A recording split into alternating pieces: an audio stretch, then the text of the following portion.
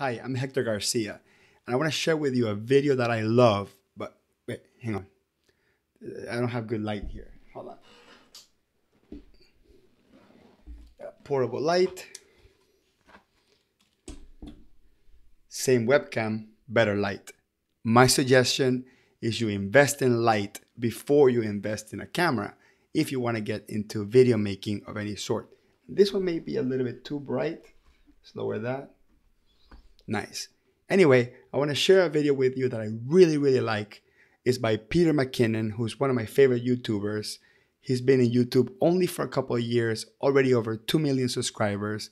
He's a photographer, videographer, and he shares everything. He doesn't hold anything back, and that's why he's so popular. And he went to interview another one of my favorite YouTubers, Gary Vaynerchuk, who's not necessarily known to be the most soft-spoken, well-spoken person.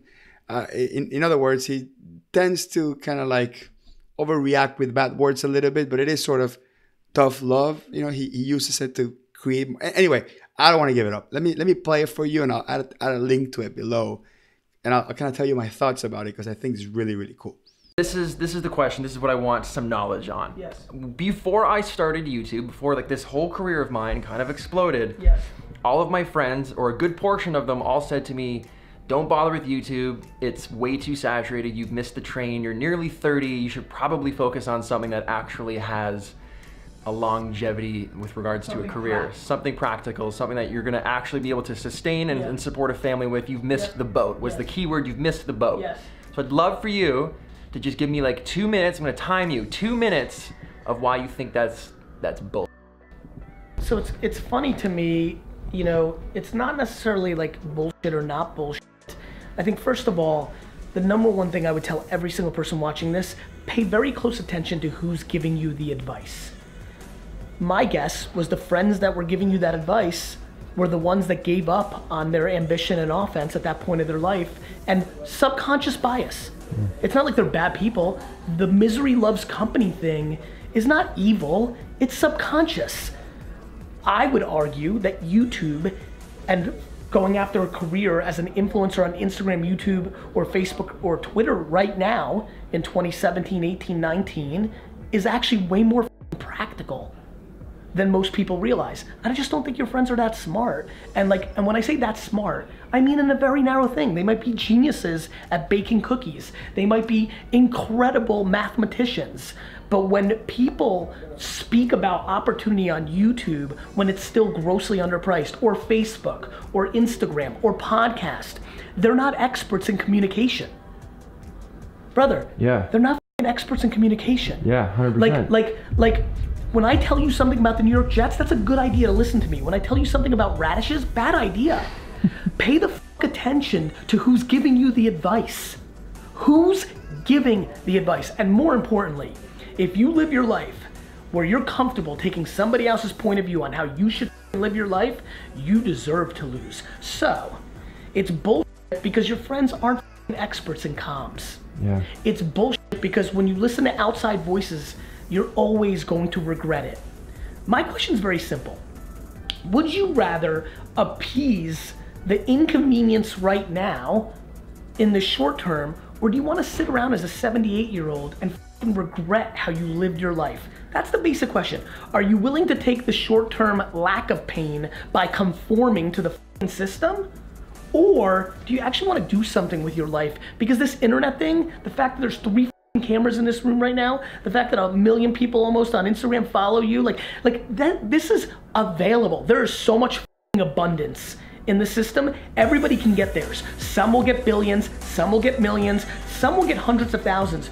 But wouldn't you rather make $87,000 a year talking about Star Wars because you love it more than breathing than make 109 being an accountant for that shit firm? Love it. That was amazing. I'm so pumped. Okay, all right. First of all, there's nothing wrong with making $109,000 working for an accounting firm. So Gary, I love your content. There's nothing wrong with being an accountant. I love accounting. I love what I do. I love helping small business owners. I am so glad that accounting stepped into the path of my life because it makes me who I am, and I love who I am. But at the same time, you speak a lot of truth, brother, and I appreciate that. there's so many people out there telling you what you should do and what you shouldn't do. And a lot of them don't know jack. They know nothing, right? They're living their frustrated dreams of whatever, and they're trying to nudge you into the right path or the riskless path. In today's age, with YouTube, with Facebook, with global connections, you can do whatever you want. Now, I know that sounds silly, right? You can do whatever you want. Yeah, sure. No, listen, you can do whatever you want.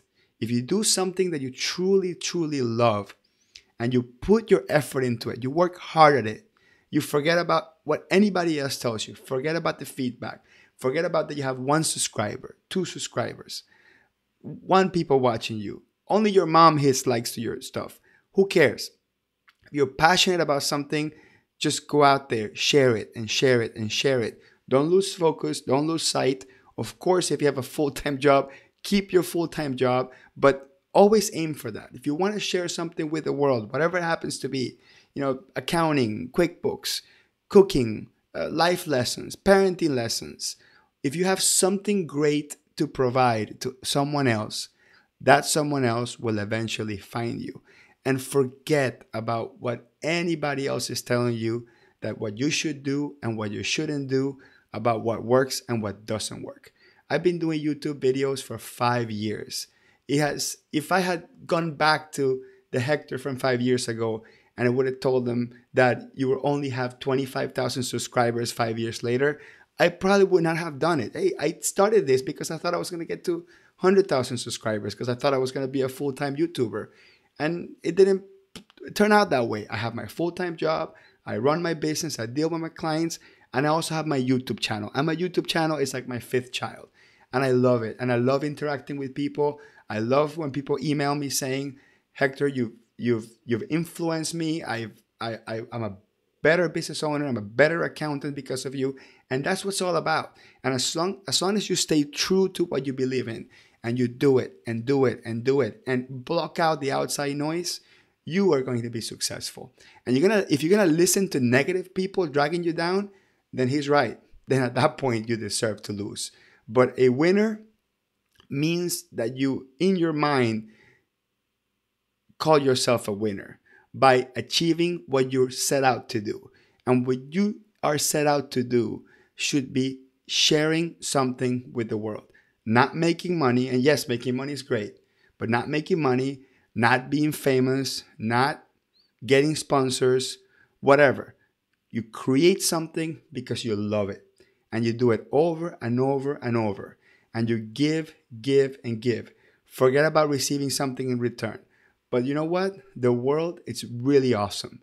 If you do something well and you do it long enough, people will come back to you, and you will get what you deserve. So forget about outside voices. If you got something to share, go on YouTube, go on Facebook, do it, and don't stop. I promise you, it will work out.